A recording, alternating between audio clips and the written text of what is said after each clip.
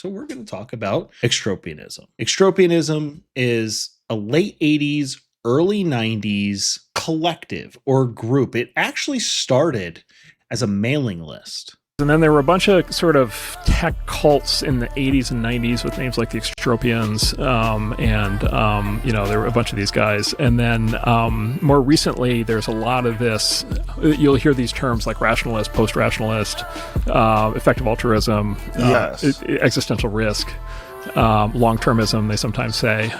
It comes from extropianism. So the extropianism was the first organized, self-identified transhumanist movement. So we talked before about the history of transhumanism, conceptually, dating back thousands of years, but even more recently kind of being born out of the 50s and out of like Aldous Huxley's brother, and all of these different philosophers of the time who sort of coined some of these early terms like transhumanist, like artificial intelligence, these guys back then. But back then, these were just concepts. These were just ideas. It wasn't until the 80s when the tech boom sort of started, where these sort of ideas started actually coming together. So extropianism was extremely libertarian when it started. It was a radically optimistic, libertarian-flavored philosophy built in the late 1980s in Southern California around a single coined word: extropy. Okay, so extropians, extropy. Extropy is the opposite of entropy. Entropy basically meaning that everything degrades over time, everything dies, at least all that are living. This is extropy. This is the opposite of that. This is the ability to live on, to live potentially forever. Okay, it began as a 50-copy magazine and an email list of a few hundred people. Okay, so a mailing list and a 50-copy magazine literally set the course for the crazy fucking world that we are living in right now. Isn't that crazy? So it dissolved its flagship institution in 2006 with the claim that its mission was essentially complete.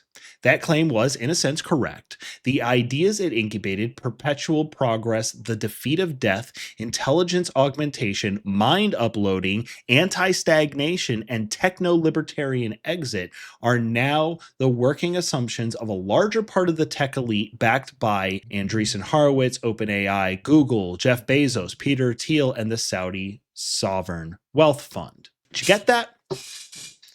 That in 2006, after less than 20 years of being a thing, they stopped the ideology because the ideology had infected the tech world and has splintered out and fractured out into what we now know, or what we're calling TESCREAL. This is sort of the nexus point, the origin of where that comes from. So the through lines run through three descendant movements that all trace common ancestry to the Extropians' mailing list: modern academic transhumanism and long-termism, cryptocurrency.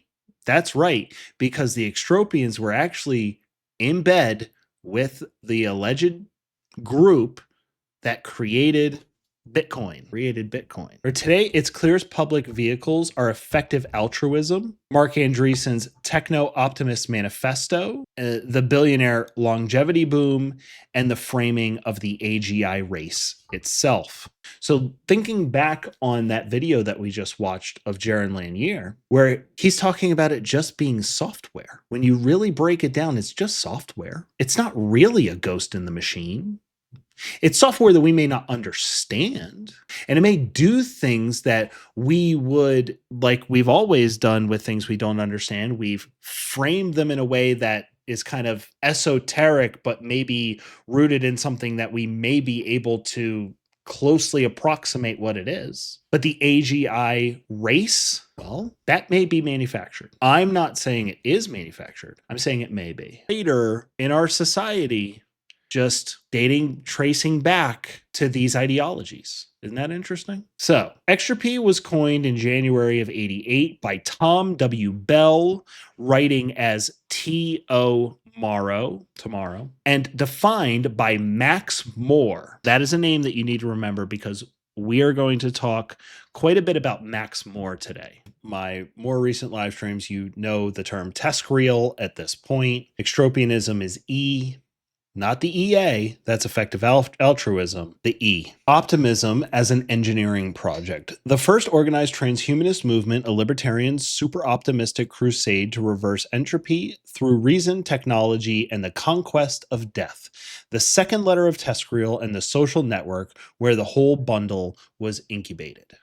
Extropian took the loose philosophy of transhumanism, which had previously existed for about 30 years at the time, right, and turned it into a community. Founded by Max Moore in the late 80s, it preached perpetual progress, radical life extension, cryonics. Remember when we talked about that in the transhumanism companies stream that I did last week?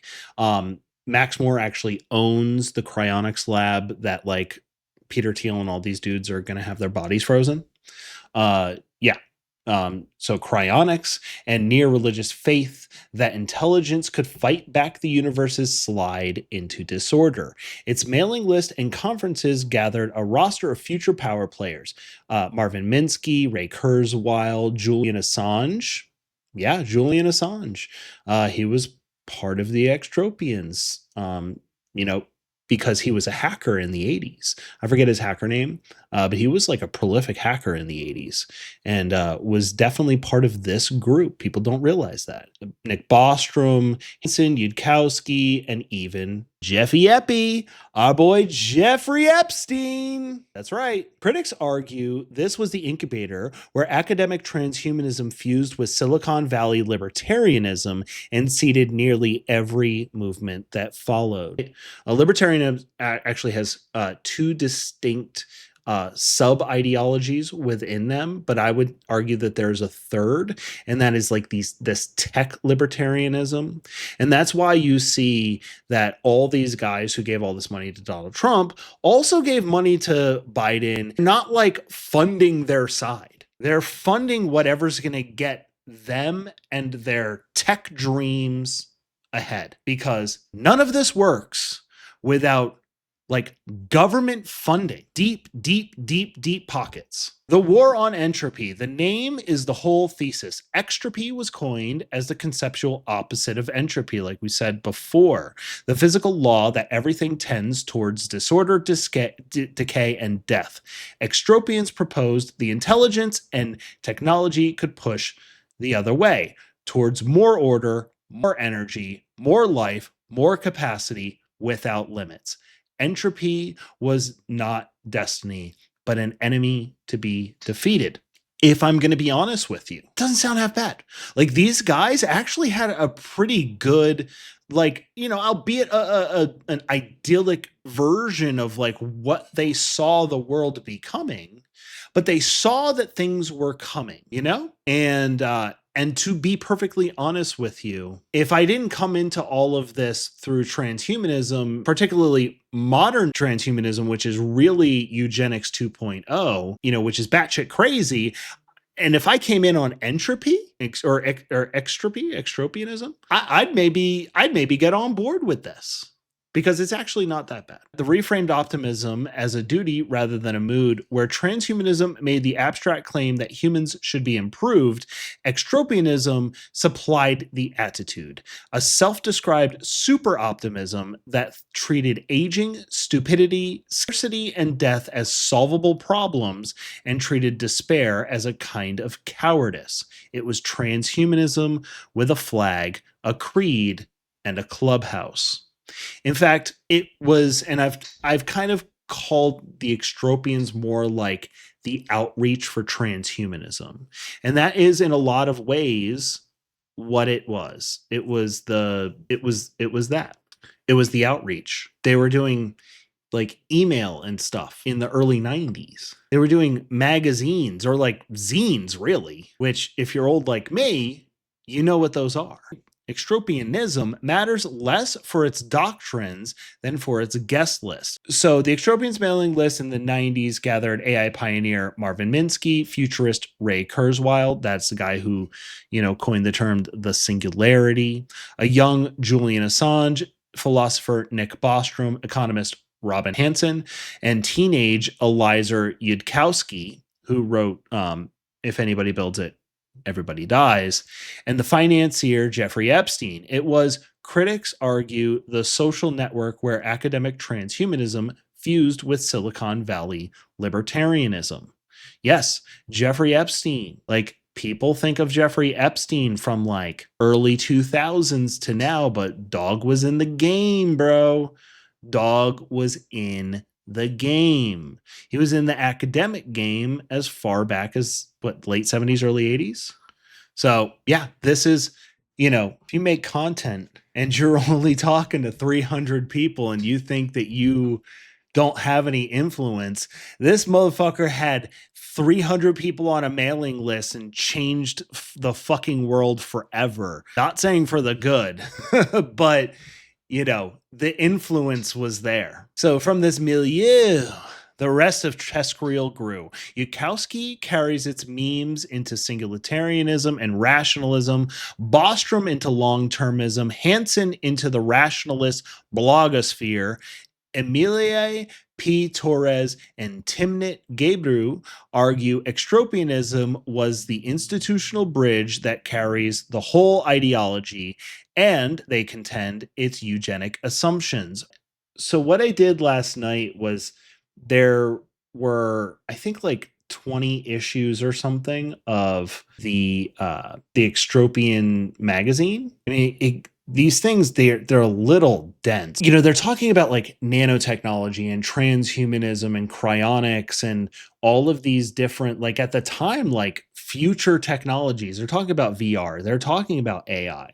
And so like these guys were just like real, like high science minded type people who drew in like-minded people. Really cool.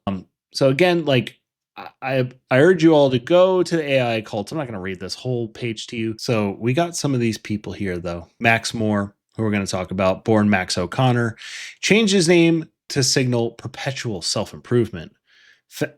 More, just always more. Founded the Extropy Institute and wrote The Principles of Extropy. Marvin Minsky, Ray Kurzweil, Julian Assange, and of course, Jeffrey Epstein. And if I ever just kind of gloss over the Jeffrey Epstein stuff, it's kind of a little bit on purpose, because I want to do a real YouTube video about Jeffrey Epstein's ties to transhumanism and these cults.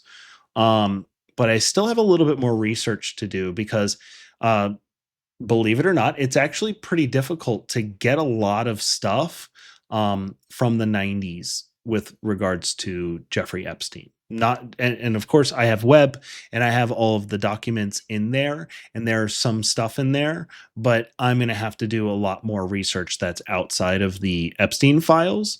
And so I'm not quite ready yet. But I also don't want to, I want to leave some meat on that bone for a YouTube video later on. Of course, old Jeffy Epi, he's always involved. Fucking guy is everywhere, dude. Fucking everywhere. And you can also go in and look at all of these different papers and things of that nature. And those will be in there. And I will probably add every issue of the Extropy magazine later on, because I will keep going. And KJ, glad that you are learning stuff off of the site. That's what it's there for, right? It's just there to be like a one-stop shop. You aren't going to be like, the most proficient person ever, but you're going to have a deeper understanding than like 99% of people out there about this. And if you have been here before, I think that this is one of the more important things that people should be paying attention to. I said we were going to talk a little bit about Max Moore. Max Moore is a pretty central person, very deep into the cryonics side of things. He's transhumanist, not in the sense of like what what we've been seeing more of the transhumanism stuff that I've been showing you, which is like the way more modern stuff that's like more like AI sort of coded and things of that nature. And instead, yes, Pitsy, freezing people. Yes. So he's like Walt Disney freezing your head and your body and whatever. Yes, that is his whole bag, for sure. But and again, we're not going to watch this whole thing, but kind of wanted to show you the beginning of this because there may be some people here that you recognize. Max Moore, will super intelligence come with super wisdom? This video was put out in 2012, but I think it even predates that, probably between 2008 and 2012. Before you see him, does anybody recognize that voice? I'm gonna bring it back. I'm gonna bring it back because I want to see if anybody recognizes that voice. Next speaker is Dr. Max Moore, the Extropy Institute. Anybody? It's old fucking Dr. Antichrist himself. So let's check out Max Moore and look at fucking Peter Thiel, dude. Look at that fucking guy. That's a soft motherfucker right there. More like the Jetsons and not like these various dystopian alternatives, and is writing on a book entitled The Proactive Principle. And with that, Dr. Moore, you have 20 minutes. Thanks. Peter Thief. Yep. Thank you.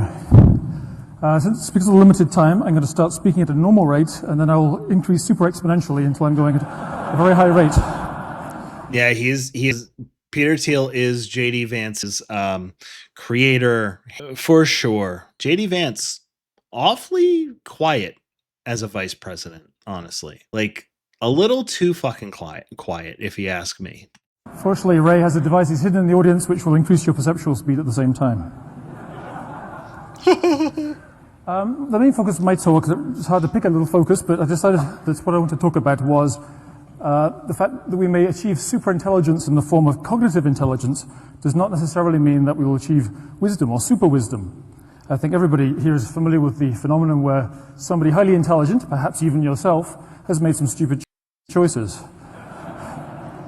Short-sighted choices overcome by certain desires or lusts or hungers. Just really not listening to your intelligence, not letting it actually take you in the right direction. So I think that's a real problem, because why should we assume that, or we should not assume that machine intelligence will be necessarily exempt from that. It will be different, no doubt. It'll have different origins, maybe different kinds of problems. But, oops, see, I'm going too fast for my own self now. Okay, go back a bit. Look at that computer. So machines will probably have these problems too. So apart from the traditional question, when will machines exceed human intelligence, meaning intelligence in the standard cognitive sense, the more important question, or at least as important a question, is when will they exceed or at least match human wisdom? They can do that a little bit better than us. And I think to avoid... Never when it comes to wisdom. Intelligence, we're pretty close.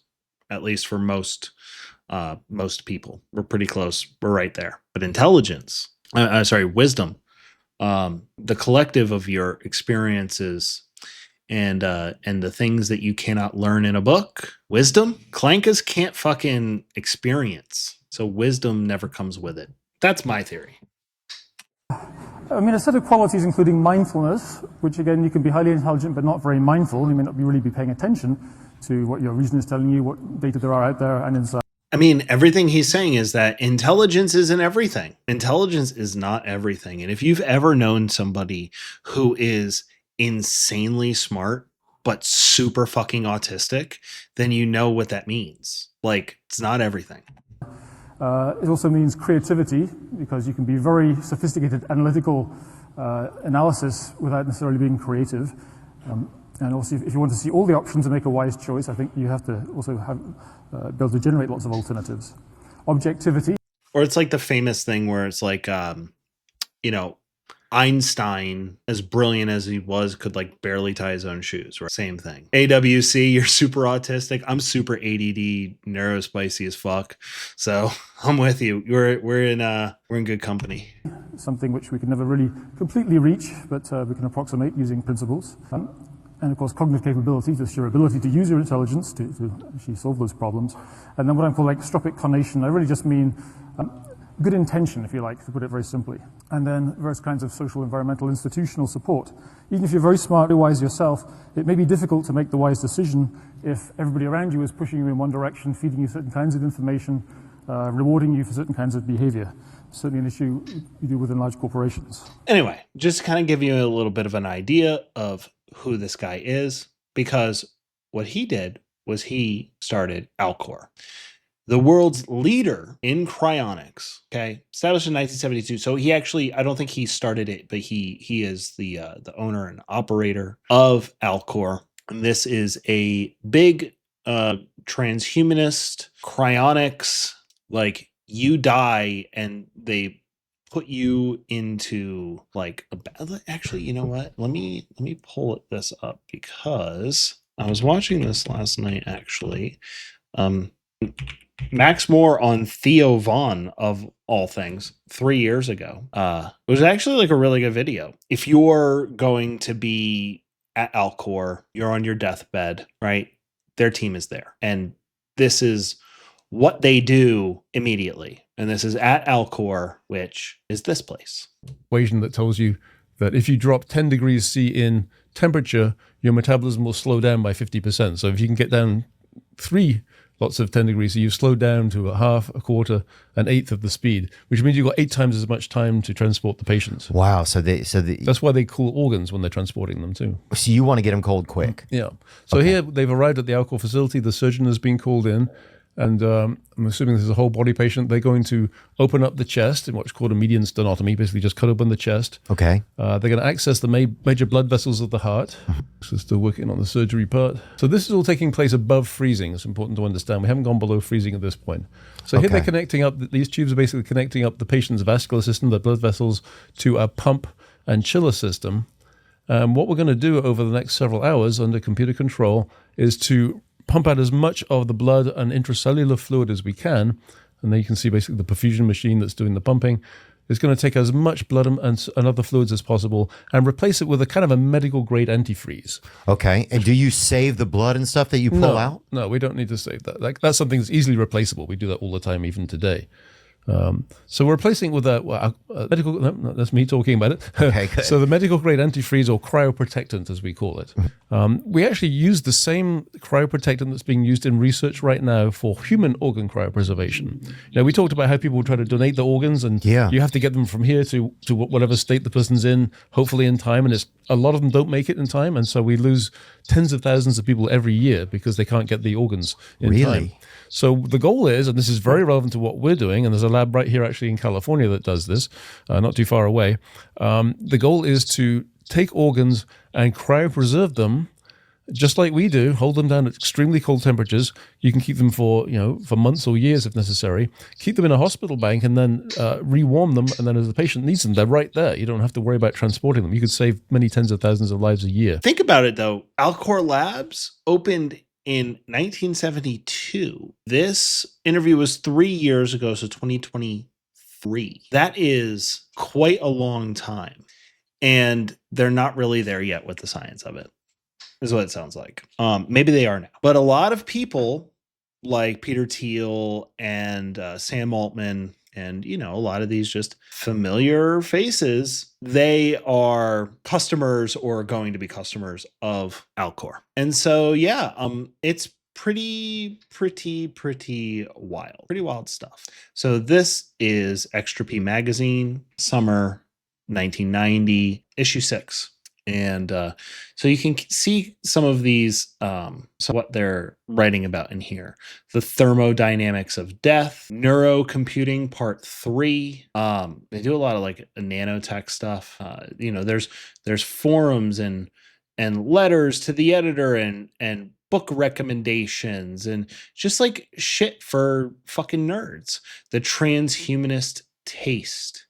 Life in utopia will be the birthright of all self-interested rational beings.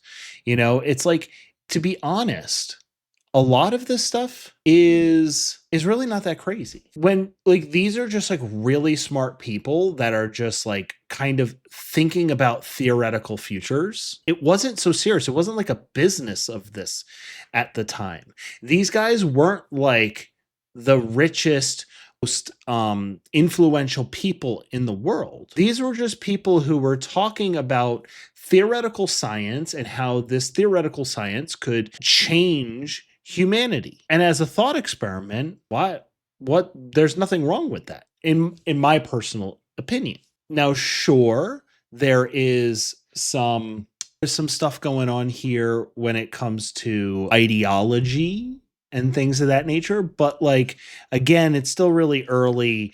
This is, I was not really going to do Extropy because I thought like maybe you guys wouldn't really be that interested because it's not as salacious, honestly. But I think we should understand this to understand everything else that comes after. And so all of the other stuff that we're talking about, that we've talked about and that we will talk about, this at least gives some sort of a frame of reference as to like where this all kind of comes from. The Extropian principles, and these changed many times over the years. Not completely. I would say like things got amended or edited, maybe some additions, but boundless expansion, self-transformation. It kind of almost reads like a Jordan Peterson book. Dynamic optimism, intelligent technology. And then we go kind of deeper into these. And then, over the years, it probably gets up to like 10, right? This is an early issue. But this is what he's talking about. Boundless expansion, seeking more intelligent wisdom and personal power, an unlimited lifespan, and removal of natural, social, biological, and psychological limits to self-actualization and self-realization. No limits on our personal and social progress and possibilities. Again, remember, highly libertarian, techno-libertarian in nature. Self-transformation, both moral and cognitive, critical examination of all assumptions and models, taking charge of one's own life, biological and neurological augmentation, social conditions for self-transformation, including spontaneous order, rejection of central control, and maximum sustainable freedom. Like, these dudes were super idealistic at the time. Fostering of diversity and exploration of possibilities. AWC asks, so Kevin, how close are we to Terminator robots? Because that's what I'm worried about. I think we're not close at all. There's only been a couple of commercial robot projects out there. None of them have shipped. All of them have basically been found to be like dudes in Pakistan running them. Robotics is there, especially when you look at Boston Dynamics. AI is there. Are like, how well are they being merged together? From what I've seen, I don't think it's there yet. But you never know. It could turn on quickly, but those things are very expensive, and for it to work, for there to be enough to be a problem, it will have to be at like a retail level. So there will have to be like enough of them to bring the drive the cost down.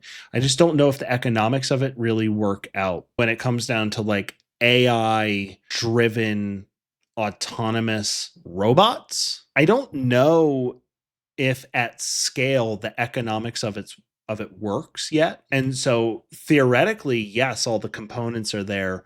But monetarily, economically, we're not there, at least not at scale. And so to me, we're not in like an iRobot Terminator type situation yet, but we'll see. So there's dynamic optimism, promotion of a positive, empowering attitude towards our individual future and that of all intelligent beings. Intelligent technology, affirmation of the role of science and its offspring, technology, guided by extropian values in realizing the optimistic dynamic value perspective of extropianism. Extropians, they were super libertarian. They were about sovereignty. They were about using technology to better ourselves. And then when you pull on that thread, well, then it goes into, how do you define what being alive is or being dead, right? And then you start getting into all the philosophicals. And then it's like, well, how do we use science to answer those questions. That's what they were kind of doing. When it gets to that, I'm actually like not against this. You know, if I were a super smart person in 1988 and not 4 years old, well, maybe I could have fallen into this. Because like I like sovereignty and I like technology. Back then I maybe would have wanted to live forever. Kevin, do you want to be frozen? I don't want to sound morbid. No, I don't. I'm on board for the human experience. I think that though I am not a follower of God, I do think that this is the design. But anyway, extropianism. Extropianism has, let me back it up. So many things that shape our society today traces its roots back to extropianism. Now, it could just be people who were interested in them on the mailing list, getting the magazines, maybe talking to some of the people that were featured in the magazines. But the very bright and the very smart of us in the world at that time, that was the place, the Extropy Institute. That's where so much of these fringe scientific ideas were really taking hold. Okay. Some of this stuff, like transhumanism, had dated back decades, but it was through the Extropy Institute that these things came to the forefront for those who sought it, for those who were interested in that. And that just happened to be a lot of these like early hackers, early coders, early tech people. And this is at the time that Silicon Valley is forming. Now, there may be an argument for this also being something that has ties to intelligence. I don't have any evidence of that yet, which is why I'm not really talking about that. But it is worth at least mentioning that that is for sure something to consider.